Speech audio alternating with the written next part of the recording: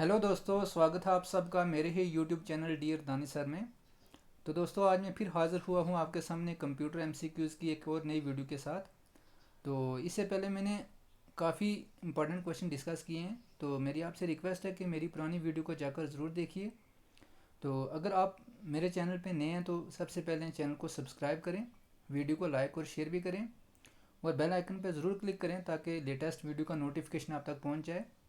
तो आज की वीडियो स्टार्ट करने से पहले मैं आपसे एक रिक्वेस्ट करता हूँ कि वीडियो को एंड तक देखिएगा, क्योंकि वीडियो में हम ये नहीं कि सिर्फ क्वेश्चन को ही बताएंगे क्वेश्चन का डायरेक्टली आंसर क्या है, बल्कि उस क्वेश्चन के रिलेटेड जो भी एक्स्ट्रा इन्फॉर्मेशन होगी वो भी बताऊँगा, जो आपको एग्ज़ाम में काफ़ी हेल्पफुल रहने वाली है। ठीक है, या हेल्प करने वाली है। ठीक, तो आज का जो फर्स्ट क्वेश्चन क्या कह रहा है? In IT terminology failure in the kernel is called. IT information technology term में अगर देखा जाए, जो आपका कर्नल जब फेल हो जाता है काम करना, या जब कर्नल में अंदर कोई प्रॉब्लम आ जाती है, तो उस प्रॉब्लम को या फेलर को हम क्या कहते हैं? फर्स्ट ऑप्शन है क्रैश, सेकंड है क्रैश डंप, थर्ड है डंप, फोर्थ है कर्नल एरर।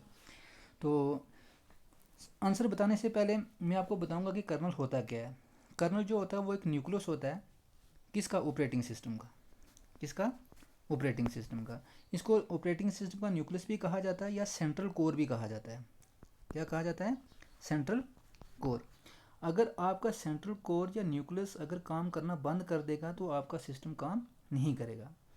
और आपको पता है कि जब आप सिस्टम को ऑन करते हो तो उस टाइम ऑपरेटिंग सिस्टम लोड होता है। देखा होगा आपने कि जब सिस्टम को ऑन करते हो तो आपका पीसी कुछ टाइम लेता है ऑन होने में, तो वो जो टाइम होता है उस टाइम आपका ऑपरेटिंग सिस्टम लोड हो रहा होता है। ठीक है, तो ऑपरेटिंग सिस्टम लोड जब होता है तो उसमें ऑपरेटिंग सिस्टम का जो लोड होने में जो पहला पार्ट लोड होता है वो आपका यही होता है कर्नल। सबसे पहले क्या लोड होता है? आपका कर्नल। तो जब कर्नल के अंदर कोई प्रॉब्लम आ जाती है या आपका ऑपरेटिंग सिस्टम का कर्नल फेल हो जाता है काम करना, तो उस चीज़ को हम क्या बोलते हैं? क्रैश। क्या बोलते हैं? क्रैश। तो इसका राइट आंसर क्या है? Option number 1। ठीक है, क्वेश्चन नंबर 262।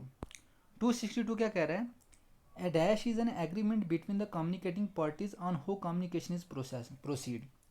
कि बताओ कि दो कम्युनिकेटिंग, जब नेटवर्किंग के ऊपर कम्युनिकेशन होती है दो पार्टीज़ के अंदर, तो उसके भी जो एक एग्रीमेंट होता है उसको हम क्या बोलते हैं? जैसे आप देखा होगा आपने कि आप कोई भी काम करते हो, दो बंदे या दो से ज़्यादा बंदे आप जब काम करते हो या आपस में कोई इन्फॉर्मेशन शेयर करते हो तो आपका एक एग्रीमेंट होता है। ठीक है, तो सिमिलर जब नेटवर्किंग में दो पार्टीज़ कम्युनिकेट कर रही होती हैं तो उनके बीच एक एग्रीमेंट होता है। ठीक है, वो एग्रीमेंट इसलिए होता है कि ताकि आपकी इन्फॉर्मेशन कंटिन्यू प्रोसीड होती रहे। ठीक, तो उस एग्रीमेंट को हम क्या बोलते हैं? ठीक है, फर्स्ट ऑप्शन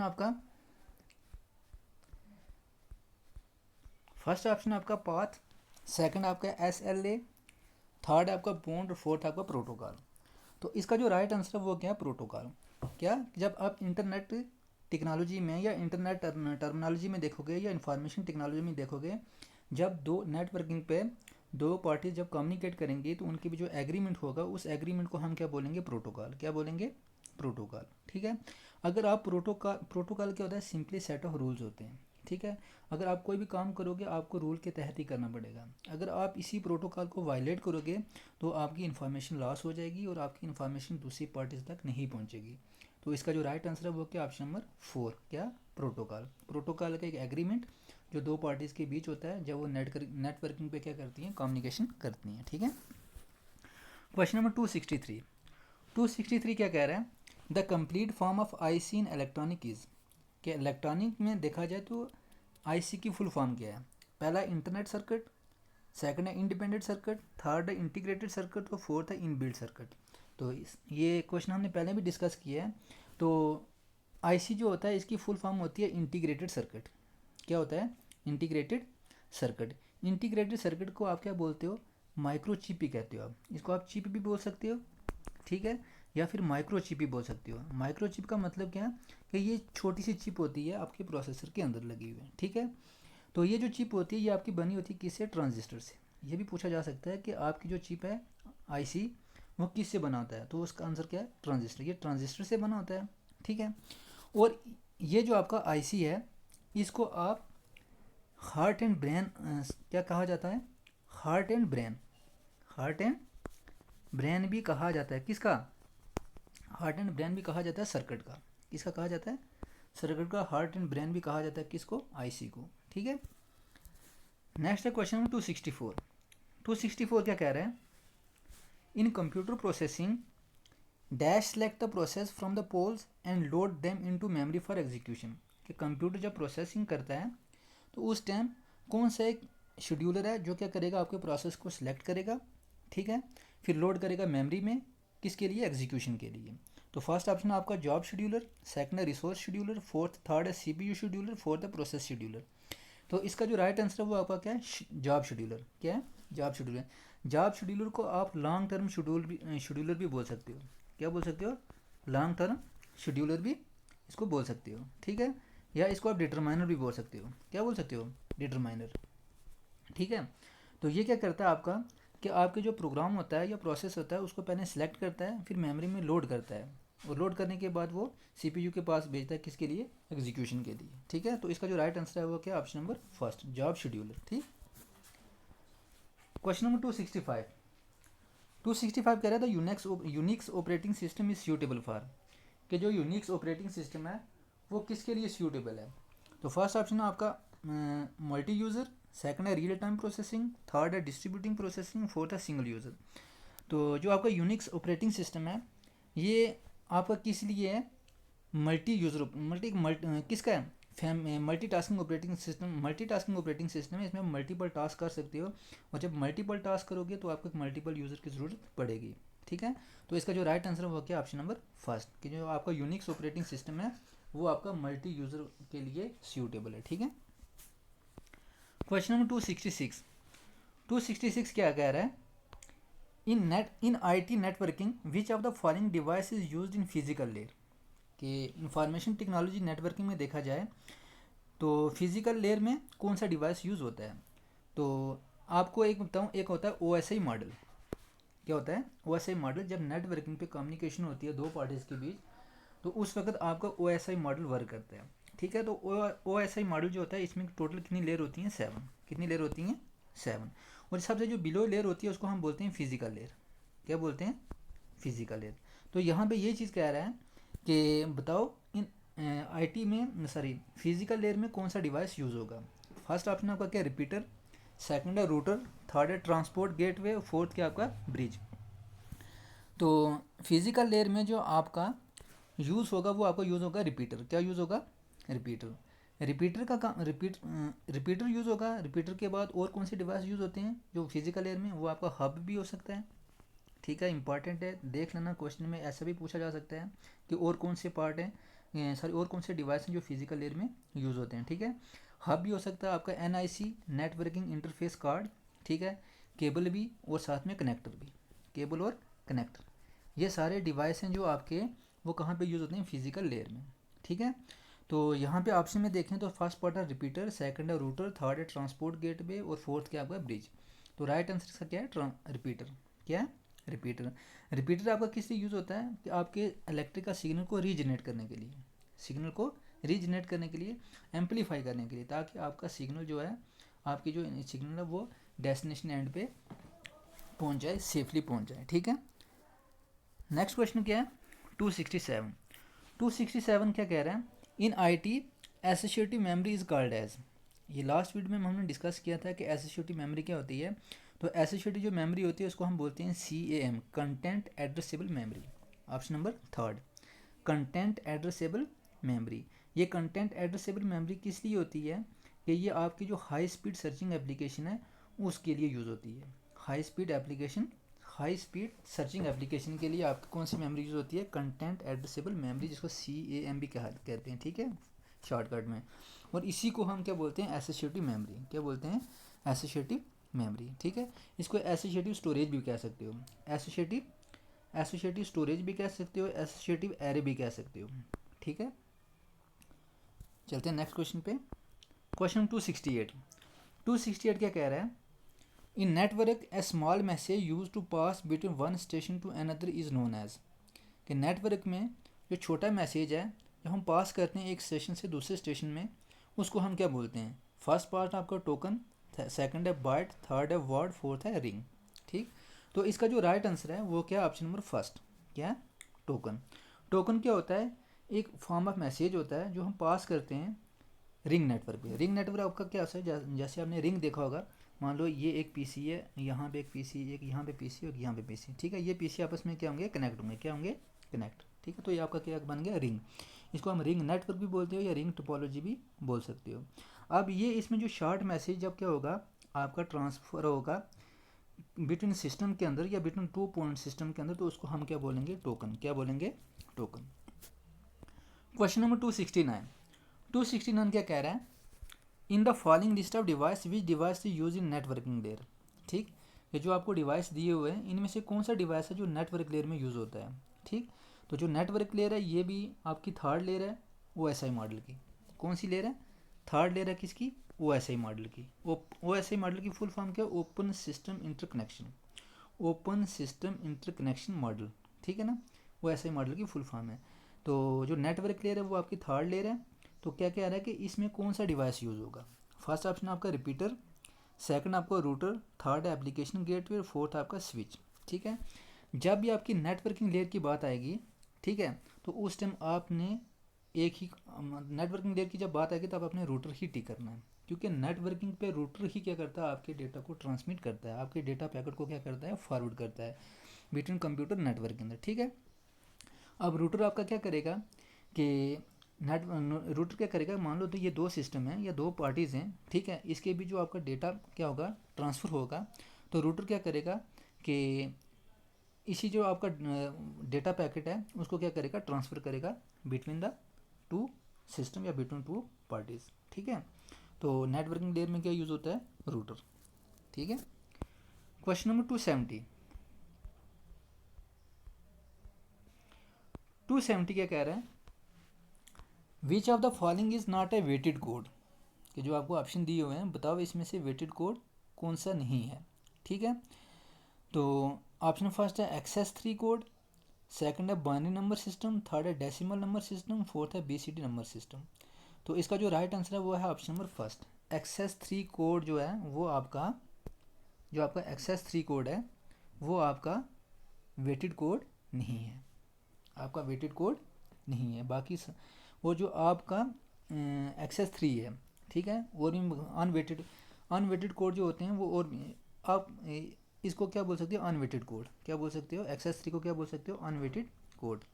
अब अनवेटेड कोड की और कौन सी एग्जांपल है, BCD कोड भी हो सकता है, BCD कोड। ठीक है, अच्छा उसके बाद ग्रे कोड, ग्रे कोड।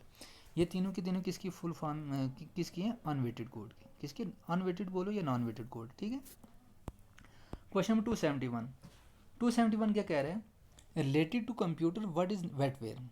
कि कंप्यूटर के रिलेटेड देखा जाए तो वेटवेयर क्या है, wetware computer program, circuitry, human brain या केमिकल स्टोरेज डिवाइस। तो कंप्यूटर रिलेटेड में देखा जाए तो जो वेटवेयर होता है वो आपका एक ह्यूमन ब्रेन होता है। क्या है इसका राइट आंसर, क्या है, human brain, option number 3। Human brain इसको बोलते हैं, क्या बोलते हैं, ह्यूमन ब्रेन।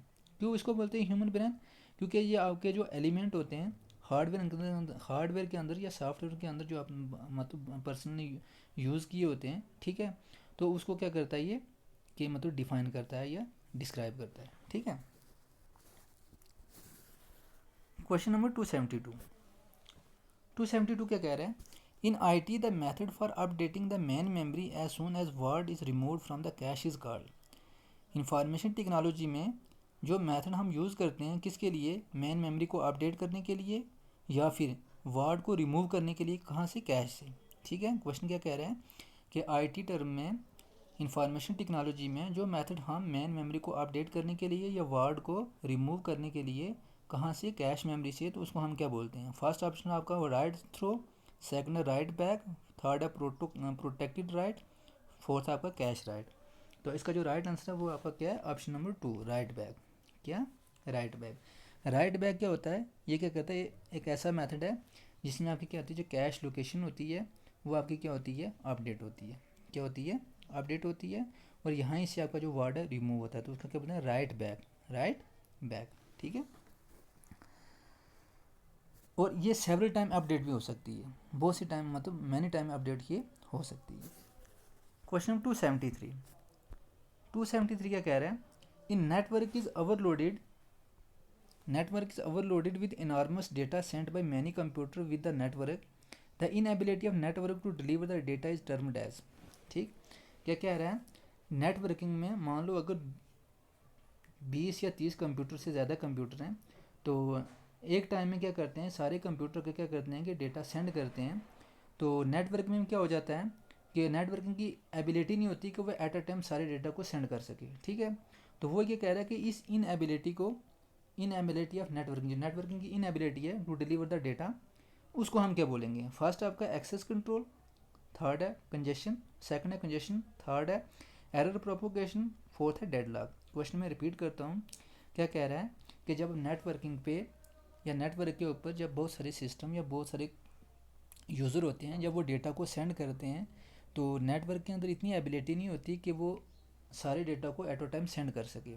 ठीक है, तो अब नेटवर्क के ऊपर ओवरलोड हो जाएगा, तो उस ओवरलोड को किसका लोड हो जाएगा, मतलब बहुत सारा डेटा उस पर आ जाएगा। ठीक है, तो उस डेटा को या उस लोड को या ओवरलोड को या इनएबिलिटी को हम क्या बोलेंगे। तो इसका जो राइट आंसर है वो आपका क्या, कंजेशन, ऑप्शन नंबर 2। क्या, कंजेशन। कंजेशन क्या होता है कि जब आपके नेटवर्क पे ओवरलोड हो जाता है, तो आपका नेटवर्क उस टाइम डेटा को मतलब एक टाइम सेंड नहीं कर सकता। ठीक है, और आपका डेटा क्या हो जाता है, ब्लॉक हो जाता है। ठीक है, और आपका डेटा, आपकी जो बैंडविड्थ है वो भी क्या हो जाएगी, रिड्यूस हो जाएगी, तो आपका डेटा प्रॉपरली डेस्टिनेशन तक नहीं पहुंच पाएगा। ठीक है, क्वेश्चन नंबर 274 क्या कह रहा है, what is net neutrality, what is net neutrality. First option क्या है, ISP, internet service provider. ISP की फुल फॉर्म ही पूछी जा सकती है। आईएसपी की फुल फॉर्म क्या है, ISP, internet service provider. Internet service provider and government should treat all data on the internet equally. कि जो आईएसपी है, आईएसपी क्या होती है, कंपनीज होती हैं जो आपको इंटरनेट सर्विस प्रोवाइड करती हैं।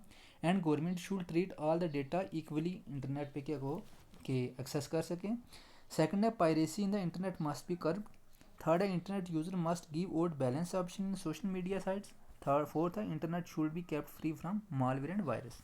ठीक, तो नेट न्यूट्रलिटी का मतलब क्या है कि जो आपकी आईएसपी होती हैं, जो आपके सर्विस प्रोवाइडर होते हैं, जो आपकी कंपनीज होती हैं, जैसे एयरटेल हो गया, एयरसेल हो गया, जियो हो गया, बीएसएनएल हो गया, ये आपके आईएसपी कंपनीज हैं। ठीक है, जब आपको ये सर्विस प्रोवाइड करेंगी या गवर्नमेंट क्या करेगी कि ऐसा नहीं होगा कि आप इंटरनेट पे कुछ यूज़र के साथ अलग ट्रीट किया जाएगा, किसी यूज़र के साथ अलग ट्रीट किया जाएगा, या यूज़र को मतलब इंफॉर्मेशन एक्सेस करने से रोका जाएगा, या दूसरे यूज़र को इंफॉर्मेशन एक्सेस करने दिया जाएगा, ऐसा नहीं होता।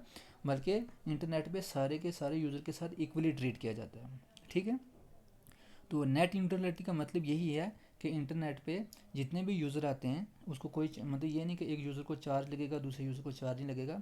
अगर चार्ज लगेगा तो सबको लगेगा, नहीं लगेगा तो किसी को भी नहीं लगेगा।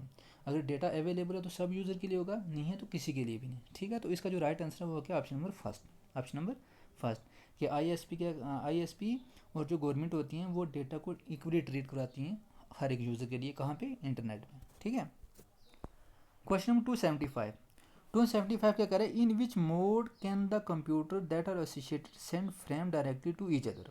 ठीक, कि कौन सा मोड है जिसके अंदर क्या कर सकते हैं, फ्रेम जो डायरेक्टली सेंड कर सकते हैं टू ईच अदर, मतलब एक दूसरे को। जो फ्रेम आपके फ्रेम होते हैं, छोटे छोटे डाटा का हम क्या बनाते हैं, फ्रेम बना लेते हैं। क्या बनाते हैं, फ्रेम। तो वो जो फ्रेम होते हैं वो हम डायरेक्टली एक दूसरे को सेंड कर सकें। ठीक है, तो उस मोड को हम क्या बोलते हैं। फर्स्ट आपका क्या, एडहॉक मोड, सेकंड है इंफ्रास्ट्रक्चर मोड, थर्ड है स्ट्रक्चर्ड मोड, फोर्थ है एनोनिमस मोड। ठीक, तो इसका जो राइट आंसर है वो क्या, आपका option number first, ad hoc mode. क्या, एडहॉक मोड। एडहॉक मोड क्या होता है, आपका एक फ्रेमवर्क होता है जिसमें जो डिवाइस स्टेशन लगे होते हैं वो कम्युनिकेट करते हैं डायरेक्टली एक दूसरे से। ठीक, क्या आपका होता है, एडहॉक मोड एक फ्रेमवर्क है, एक ऐसा स्ट्रक्चर बनाया हुआ है जिसमें आपकी जो डिवाइस स्टेशन है वो कम्युनिकेट कर सकते हैं एक दूसरे के साथ फ्रीली, डायरेक्टली। ठीक है, तो इसका राइट आंसर क्या है, एडहॉक मोड। क्वेश्चन नंबर 276 क्या कह रहा है, dash changes each time it is install to avoid detection by antivirus software. ठीक, changes each time it is install to avoid detection by antivirus software. ठीक, जब antivirus software क्या होता है, वो सॉफ्टवेयर होता है जो आपके सिस्टम के अंदर वायरस को रिमूव करे। ठीक है, जब आप एंटीवायरस को इंस्टॉल करते हो, ठीक है, तो वो उस टाइम डिटेक्ट करता है, ठीक है। उस डिटेक्शन से आपकी चेंजेस आती हैं हर टाइम में, ठीक है। तो अब उसको क्या बोलते हैं, polymorphic virus, worm, logic worm या ट्रोजन हॉर्स, ठीक है। ऐसा कौन सा वायरस है जो क्या करते हो कि जब आप एंटीवायरस को इंस्टॉल करते हो, ठीक है, तो एंटीवायरस क्या करता है, उसको अवॉइड करता है, उसकी डिटेक्शन को अवॉइड करता है कि मैं इस मतलब इसको नहीं कर सकता, मतलब एरर को रिमूव नहीं कर सकता। तो उस टाइम जो चेंजेस आती हैं उसको हम क्या बोलते हैं, या कौन सा वायरस है ऐसा, ठीक है। तो फर्स्ट ऑप्शन क्या क्या, पॉलीमॉर्फिक वायरस, सेकंड है वर्म, थर्ड है लॉजिक वर्म और फोर्थ क्या आपका ट्रोजन हॉर्स। तो इसका जो राइट आंसर है वो आपका क्या है, पॉलीमॉर्फिक वायरस। पॉलीमॉर्फिक वायरस क्या होता है, ये चेंज मतलब क्या है आपका, जब आप क्या करते हो एंटीवायरस सॉफ्टवेयर को क्या करते हो, इंस्टॉल करते हो, तो एंटीवायरस सॉफ्टवेयर क्या करता है, अवॉइड कर देता है, मतलब जो आपके वायरस फाइल के अंदर होता है या सिस्टम के अंदर होता है, कई फायरस को वो अवॉइड कर देता है डिटेक्शन से, ठीक है, डिटेक्शन करने से, ठीक है। तो वो कौन सा हो गया, पॉलीमॉर्फिक वायरस। क्वेश्चन नंबर 277, 277 क्या कह रहा है, in the following list of device which device use in data link layer, कि कौन सा डिवाइस है वो आपको डेटा लिंक लेयर में यूज़ होता है। तो डेटा लिंक लेयर भी एक OSI मॉडल की लेयर है, ठीक है, और ये आपकी सेकंड लेयर है। कौन सी लेयर है ये, सेकंड लेयर। OSI मॉडल की कौन सी लेयर है ये, सेकंड लेयर, ठीक है। तो इसमें कौन सा डिवाइस यूज़ होगा, ठीक। तो डेटा लिंक लेयर में जो आपका डिवाइस यूज़ होता है वो आपका यूज़ होता है, या तो ब्रिज यूज़ होता है या आपका स्विचेस यूज़ होता है, ठीक है, याद रखना कि डेटा लिंक लेयर में आपका कौन सा यूज़ होता है, एक ब्रिज होता है और दूसरा क्या कौन सा यूज़ होता है, स्विच। कौन सा यूज़ होता है, स्विच, ठीक है। ये दो डिवाइस हैं जो आप कहाँ यूज़ होते हैं, data networking link, data link layer में, ठीक है। ये डेटा लिंक लेयर कौन सी लेयर आपकी, OSI मॉडल की आपकी सेकंड लेयर है, ठीक है। चलते हैं नेक्स्ट क्वेश्चन पे। नेक्स्ट क्वेश्चन क्या कह रहा है, 278, 278 क्या कह रहा है, which algorithm is use to decide the path to transfer the packet from source to destination, ठीक। कि कौन सा एल्गोरिथम है जो डिसाइड करता है, किस पाथ को डिसाइड करता है कि कौन सी पाथ इस डेटा को ट्रांसफ़र कर सकती है from source to destination, source to destination. Question क्या कह रहा है कि कौन सा एल्गोरिथम है जो ये डिसाइड करता है कि जब डेटा को ट्रांसमिट करते हो सोर्स से डेस्टिनेशन की तरफ, तो कौन सा पाथ है जो इस ट्रांसफ़र करेगा उस डेटा पैकेट को फ्रॉम सोर्स टू डेस्टिनेशन, ठीक है। तो फर्स्ट पार्ट है आपका क्या, रूटिंग, सेकंड है पाथिंग, थर्ड है सिलेक्टिंग और फोर्थ आपका क्या, डायरेक्टिंग, ठीक। तो इसका जो राइट आंसर है वो आपका क्या, option number first, option number first, routing. क्या, रूटिंग। रूटिंग क्या होता है कि इसी के मैंने आपको पहले बताया कि जब आप डेटा नेटवर्किंग के ऊपर जब आप डेटा को सोर्स से डेस्टिनेशन की तरफ ट्रांसमिट करते हो तो आपका रूटिंग ही यूज़ होता है, रूटर ही यूज होगा उस टाइम, ठीक है। तो इसका राइट आंसर क्या आपका क्या, रूटिंग, क्या आ गया, रूटिंग, ठीक। क्वेश्चन नंबर 279, 279 क्या कह रहा है, which mechanism is use by computer virus worm to duplicate itself, कि कौन सा मैकेनिज्म है जो कंप्यूटर वायरस यूज़ करता है, वार्म के कंप्यूटर वायरस है, टू डुप्लीकेट इटसेल्फ, कि अपना ही डुप्लीकेट वो बना दे, ठीक है। तो फर्स्ट आपका क्या, स्वैप, सेकंड है इंक्रीमेंट, थर्ड है स्पॉन और फोर्थ आपका स्वाम, ठीक। तो इसका जो राइट आंसर है वो आपका ऑप्शन नंबर क्या है, ऑप्शन नंबर थर्ड, स्पॉन, क्या है, स्पॉन, ठीक है। नेक्स्ट क्या है, क्वेश्चन नंबर 280, 280 क्या कह रहे हैं, which of the following use sorry ये क्वेश्चन, हाँ, which of the following use the spawn mechanism to duplicate itself, ठीक। तो अभी हमने ऑलरेडी डिस्कस किया ये क्वेश्चन, मतलब अभी क्वेश्चन में जो 79 हमने डिस्कस किया उसी का अपोजिट है ये क्वेश्चन। तो अपोजिट इन द सेंस क्या कि ऊपर वाले क्वेश्चन में आपको ऑप्शन दे दिया, क्वेश्चन में पूछा गया था उसके ऑप्शन दिए गए थे और यहाँ पे उस क्वेश्चन का ऑप्शन में कन्वर्ट किया हुआ, ठीक है। तो कह रहा है कि कौन सा ऐसा कंप्यूटर वायरस है जो अपना डुप्लीकेट खुद बनाता है, ठीक है। तो उसको हम क्या बोलते हैं, वार्म, क्या बोलते हैं, वार्म। क्वेश्चन नंबर 280 का ऑप्शन नंबर 2। तो दोस्तों आज के लिए इतना ही। तो अगर आपको ये वीडियो अच्छी लगी है तो कमेंट बॉक्स में ज़रूर बताएं और वीडियो को लाइक करें। आपका एक लाइक से मेरे को काफ़ी मोटिवेशन मिलेगी, उस मोटिवेशन की वजह से मैं आपके लिए काफ़ी इंपॉर्टेंट MCQs लाऊंगा। तो आज की वीडियो में इतना ही, और चैनल को सब्सक्राइब करना ना भूलें, दोस्तों के साथ वीडियो को शेयर भी करें। तो मिलते हैं नेक्स्ट वीडियो में नेक्स्ट इंपॉर्टेंट एमसीक्यूज़ के साथ। तो आज के लिए ही इतना।